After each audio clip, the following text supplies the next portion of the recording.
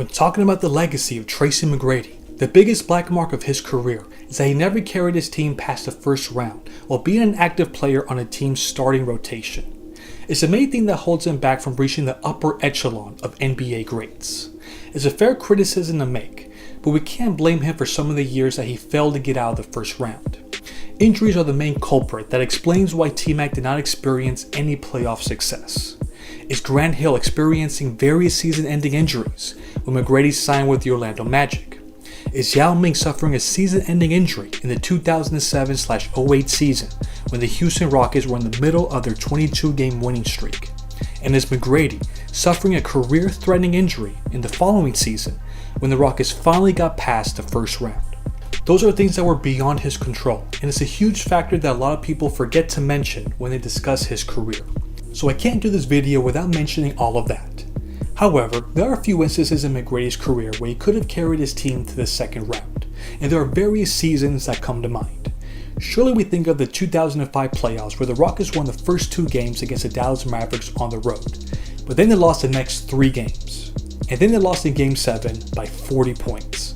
That's a pretty good candidate to include, but it's always tough when you were facing Dirk Nowitzki in his prime, so it's not surprising that he was able to take his team out of that hole. We also might think of the 2003 playoffs when the Magic were holding a 3-1 series lead against the Detroit Pistons, but then they came roaring back by beating the Magic by a combined 61 points for the next 3 games. We all know what the Pistons accomplished in the following year, so looking back at it now, it's not that surprising that the Pistons were able to come back from a 3-1 series deficit against a team with such underwhelming talent.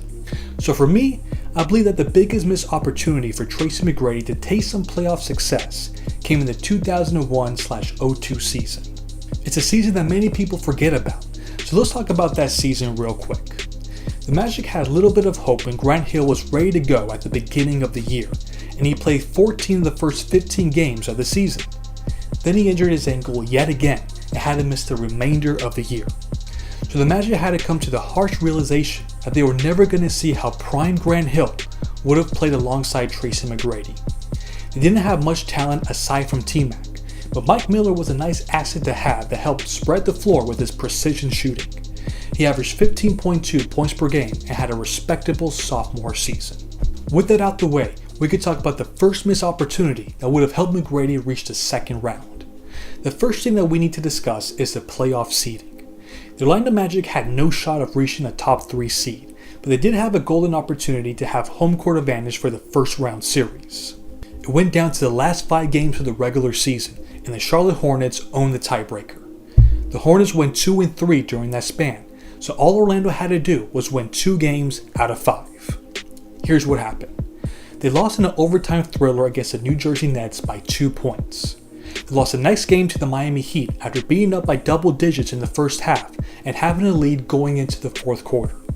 In the following game against the Philadelphia 76ers, who were without Allen Iverson, blew another lead in the fourth quarter and lost the game. It was just one too many blown opportunities that led the Magic to face the Hornets on the road to start the playoffs. Now I don't know if that would have made a huge difference as the Hornets won both games at Orlando, but maybe that would have helped the Magic respond better in the clutch after what we saw in Game 1. Let's revisit that game. The Magic was leading for the vast majority of that contest as they had a lead for a total of 40 game time minutes. They were even up by 10 with about 7.5 minutes left in the game. However, the Magic just made 1 field goal for the rest of the way, and McGrady did a horrendous job at closing this game out. He went 0 from 4 during that span, but he had an opportunity to tie the game at the free throw line with 28 seconds left.